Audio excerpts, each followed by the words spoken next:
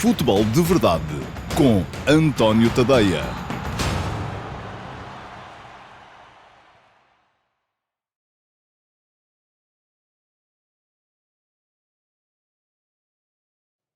Olá a todos, sejam muito bem-vindos à edição de terça-feira, dia 15 de agosto de 2023 do Futebol de Verdade. Hoje é feriado e, como é feriado, não há Q&A. E não haveria Futebol de Verdade não tivéssemos tido ontem dois jogos de candidatos ao título na primeira jornada da Liga Portuguesa. Conforme saberão, com certeza, ontem o Flóculo Porto foi vencer o Moreirense, a Moreira de Cónegos, por 2-1 e o Benfica perdeu no estádio do Bessa com o Boa Vista por 3-2. Foram dois jogos emocionantes, com oscilações de resultado, tanto um como outro caso. Ontem à noite, eu estive na RTP, mas depois de sair da RTP ainda gravei e enviei para os subscritores premium do meu Substack, em tadeia.substack.com, e fica aqui o link para quem quiser tornar-se subscritor premium poder fazê-lo. Ainda enviei para todos esses os vídeos do Futebol de Verdade Flash com os comentários aos jogos de ontem. Ora, muito bem, quem não pôde ver ontem, porque não é subscritor premium, não fica a perder, a não ser no tempo, porque pode ver hoje. Porque hoje a edição do Futebol de Verdade vai ser basicamente isso. É a reposição, para quem não pôde ver, dos Futebol de Verdade Flash de ontem. Primeiro, o Moreirense Futebol Clube do Porto e depois, logo a seguir, o Boa Vista Benfica. Fiquem por aí, ouçam o que eu e vejam aquilo que eu tenho para vos dizer sobre estes dois jogos e já sabem, no final, deixem o vosso like nos vídeos, se gostarem, como é evidente, e, além disso, deixem perguntas na caixa de comentários, porque amanhã, quarta-feira, dia 16, vai voltar a haver Q&A, vai voltar a haver Futebol de Verdade no modelo normal.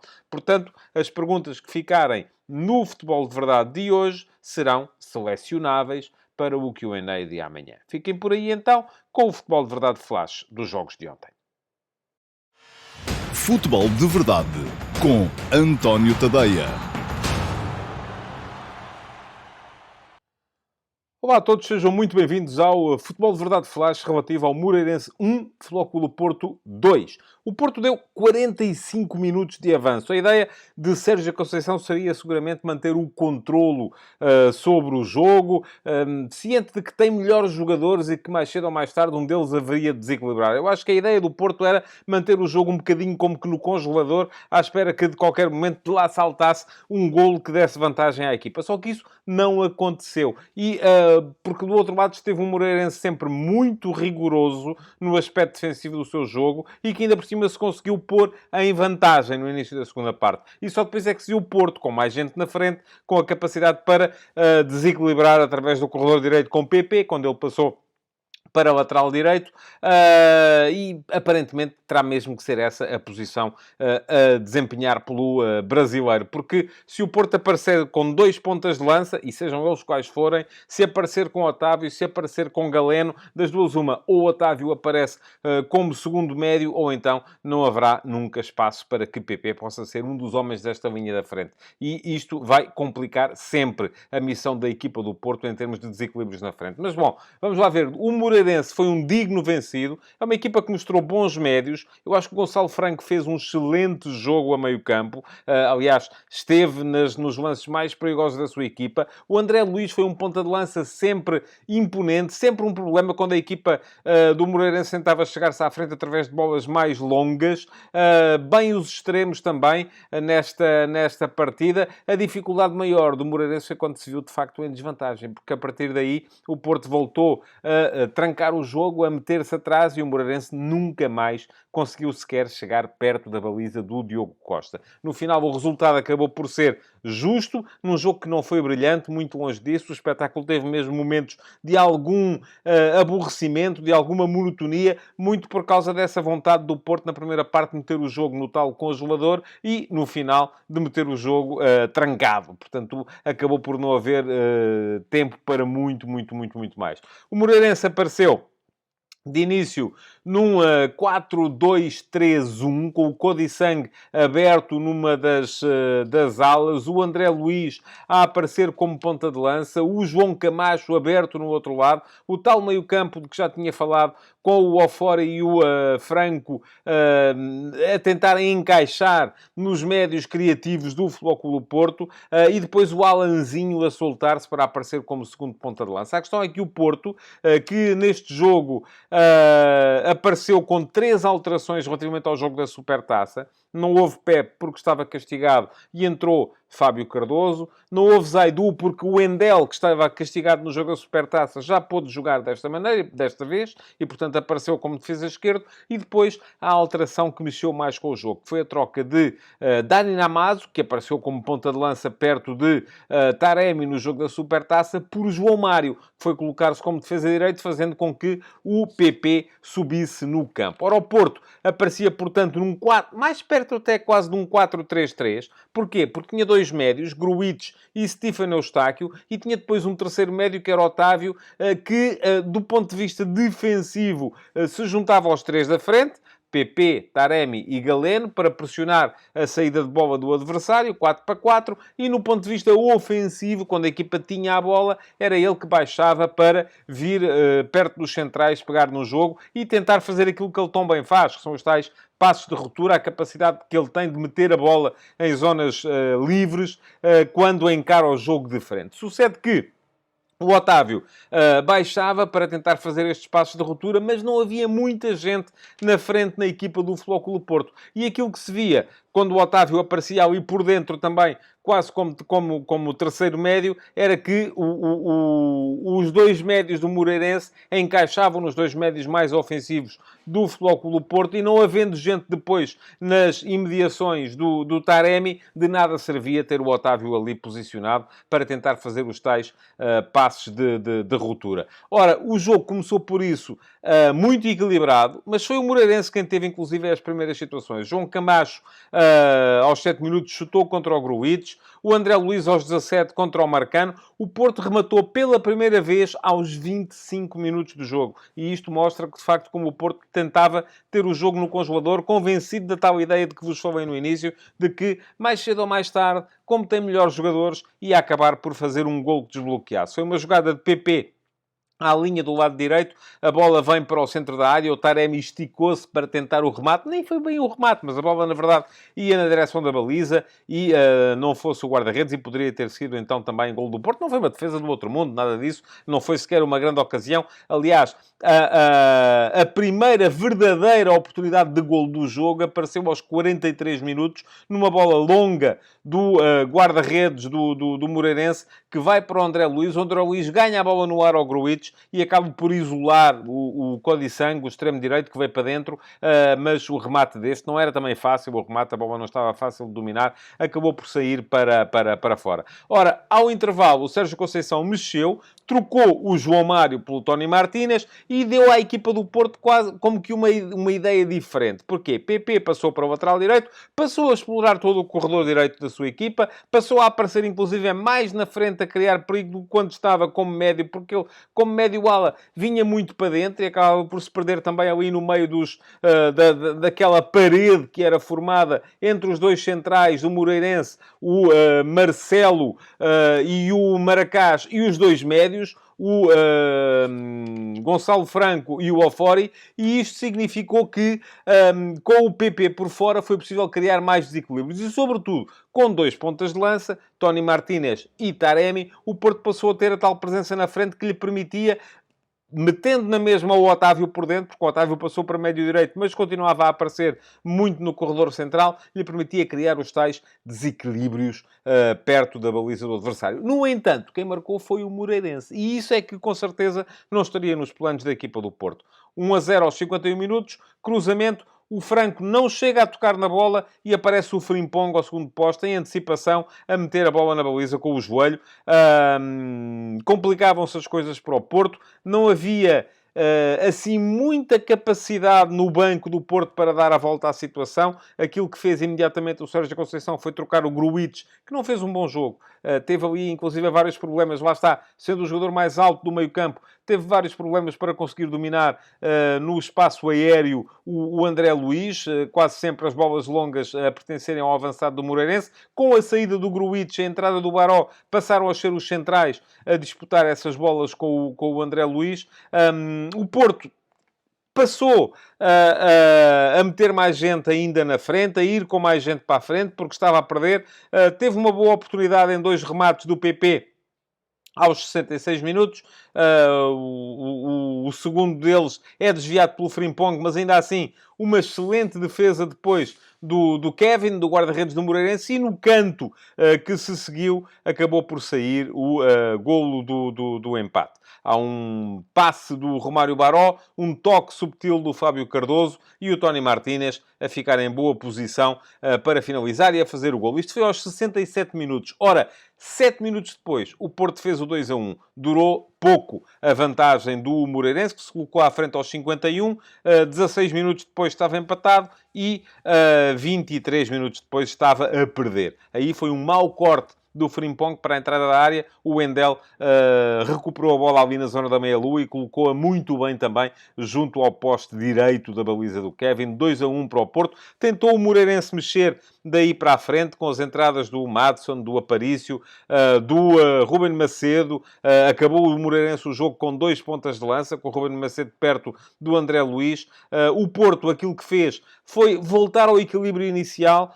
Saiu o Taremi, entrou o André Franco, mas já foi também praticamente só para o período de compensação, o que fez com que a equipa voltasse a ter mais um médio. A verdade é que, a seguir ao seu golo, nos 16 minutos, mais compensação que sobraram até ao final da partida, o Porto voltou a meter o jogo no tal congelador, mas desta vez sem permitir que o Moreirense tirasse o que quer que fosse dali. Portanto, acabou o Porto por ganhar. Creio que ganhou com justiça, porque quando foi preciso foi à procura do resultado, mas não deixa de ser importante notar que foi uma exibição fraquinha da equipa do Futebol Clube do Porto. Tem que mostrar muito mais. É preciso resolver aquela equação de qualidade na zona do meio-campo, porque me parece que o Porto ali precisa de incorporar os reforços. Não deu para ver muito. Entrou em campo hoje o Nico Gonzalez, porque o Romário Baró se lesionou pouco depois de entrar. Não deu para ver ainda muito. Parece não estar ainda muito integrado na equipa, mas é fundamental que os reforços comecem a aparecer e que comecem a dar sinal de qualidade naquela zona do campo, para que o Porto possa partir de uma zona de conforto diferente e volte a ter mais gente na frente, porque é isso que torna esta equipa perigosa, é ter a capacidade para meter homens em zonas de finalização. Acabou o Porto por ganhar, soma 3 pontos, está entre os líderes do campeonato enfim, pode encarar a próxima jornada com outra à vontade, que não teria depois da derrota na Supertaça contra o Benfica. Futebol de Verdade com António Tadeia.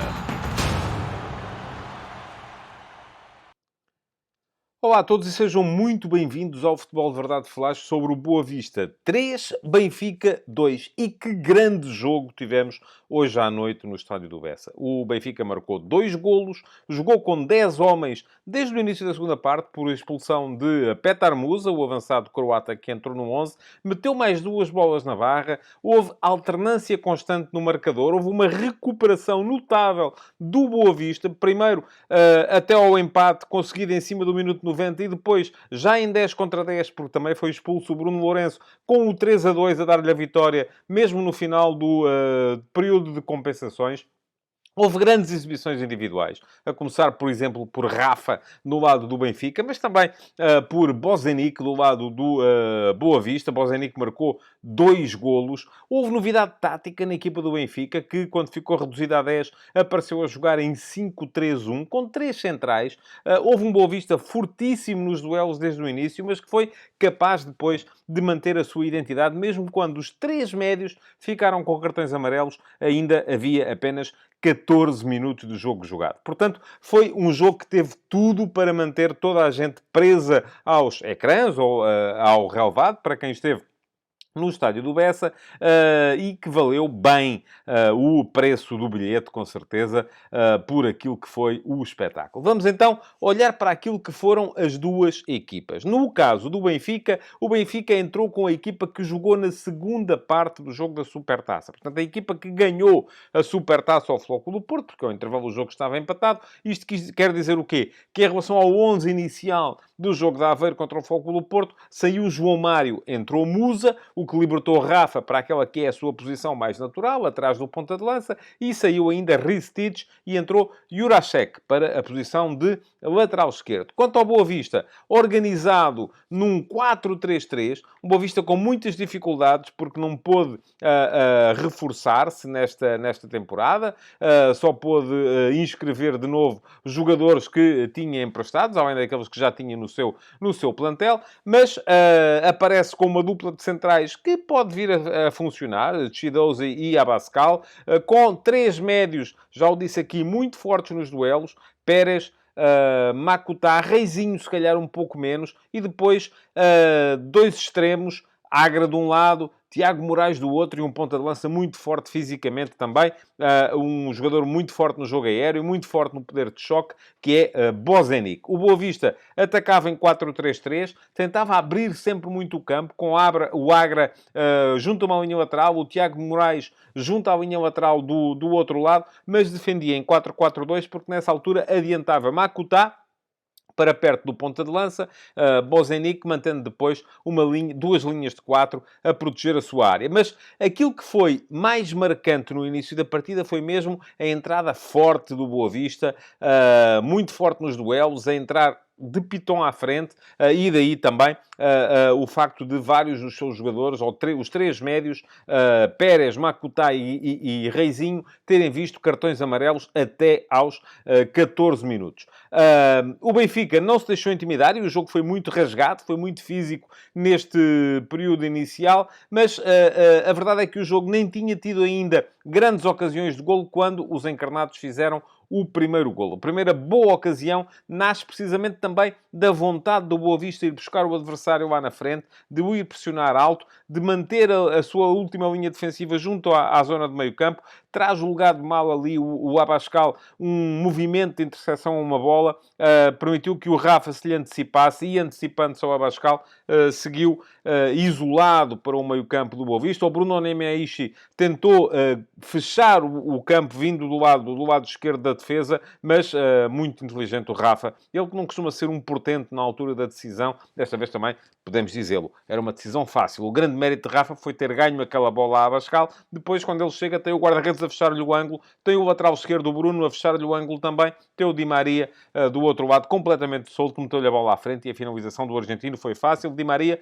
2 golos em 2 jogos oficiais pelo Benfica, voltou a marcar hoje no estádio do Bessa e foi ele que abriu o ativo. Bom, o jogo chegou ao intervalo assim, e aquilo que fez o Petit para a segunda parte, quando se poderia esperar que ele pudesse eventualmente vir a atenuar a tal vertente mais duelística do seu meio-campo, aquilo que ele fez foi substituir o Reizinho pelo Bruno Lourenço. O Bruno Lourenço é um jogador igualmente fino no trato da bola, mas o jogo é imediatamente marcado aos 5 minutos da segunda parte pelo cartão vermelho ao Musa. Uma entrada muito forte do Musa, um pisão que podia ter magoado seriamente o adversário. Estou convencido que não foi propositado, mas lá está. A lei é aquilo que é e Musa acaba por ser expulso, deixar o Benfica reduzido a 10, ainda com 40 minutos de jogo, e foram mais que 40, porque depois, naturalmente, houve os descontos. Portanto, foram uns 50 e muitos minutos que o Benfica esteve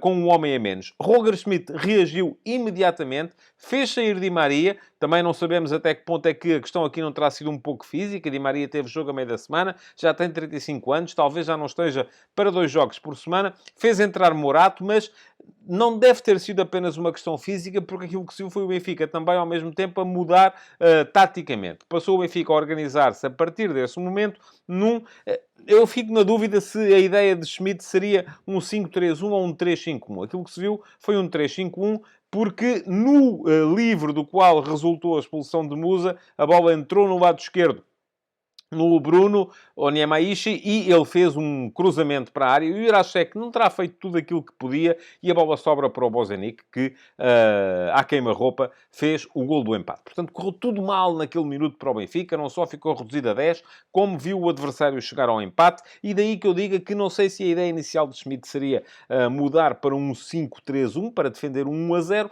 mas, na verdade, acabou por ser um 3-5-1, porque era preciso outra vez ir à procura de um golo que desse a vitória à equipa do Benfica. O que é que se viu então a partir desse momento? 3 centrais. Com uma novidade. António Silva, o central do meio. Pode ter sido uma questão física para controlar melhor Bozenic, que é um jogador muito forte no ar, e o António Silva será um jogador fisicamente mais forte também do que é o Otamendi. Otamendi, central direito. Morato, central esquerdo. E isto acabou por trazer o jogo para a praia daquilo que são os dois laterais do Benfica esta época. Porquê? Porque quando o Benfica tinha Grimaldo, o Grimaldo era um jogador mais técnico, um jogador mais criativo, que desequilibrava a partir do seu corredor direito através da técnica e da criatividade. E o Jurasek não é esse jogador. O Jurasek é um jogador mais físico, de passada mais larga, capaz de explorar todo o seu corredor e, portanto, para ele, ser o jogador de corredor é o ideal. E aquilo que o Benfica fez foi fechar o corredor central com os 3 centrais, abrir Bá e Jurasek nas alas, o Orsnes, que estava a jogar como atacante pela esquerda, vamos lá, o avançado interior esquerdo, passou para o meio-campo, que passou a formar com o João Neves e o Cockchu, com o Rafa, então aí sim a aparecer como avançado. Ora bem, o que é que isto trouxe ao jogo?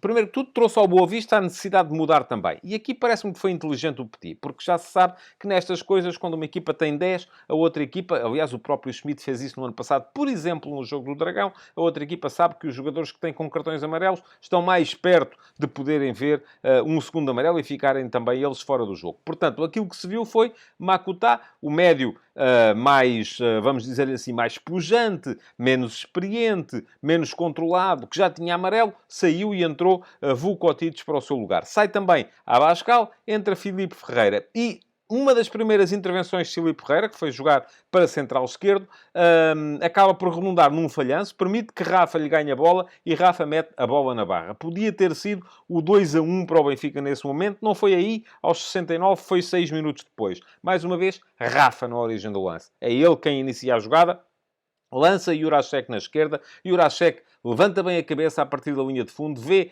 Cockchu na entrada da área, mete-lhe a bola à frente, Cockchu faz o remate que o guarda-redes detém, a recarga é de João Neves de cabeça, o guarda-redes desvia para a barra, mais uma, e depois, numa segunda recarga, então, Rafa a fazer o 2-1. Heroísmo da parte do Benfica, a chegar à vitória, a chegar à vantagem, melhor dizendo, com um homem a menos, e, ao mesmo tempo, coragem da parte do Boa Vista, que, aos 80 minutos, a 10 minutos do fim, mais o tempo de compensação, é preciso dizê-lo, meteu mais um ponta de lança em campo. Enfim, trocou Tiago Moraes por Berna, extremo por extremo, e trocou Agra por De Santis, que foi jogar para perto de Bozenic. Ora, aquilo que se estava a prever era o Boa Vista a tentar carregar, a tentar meter mais bolas por alto dentro da área. E aquilo que se viu foi isso mesmo. Ora, daí também que tenha tentado precaver-se o Schmidt. E aqui é que eu acho... Eu não critico o treinador do Benfica por ter organizado a equipa com 3 centrais. Uma inovação. Acho que funcionou bem. Mas já fico com mais dúvidas relativamente às últimas substituições que ele fez. Porque as saídas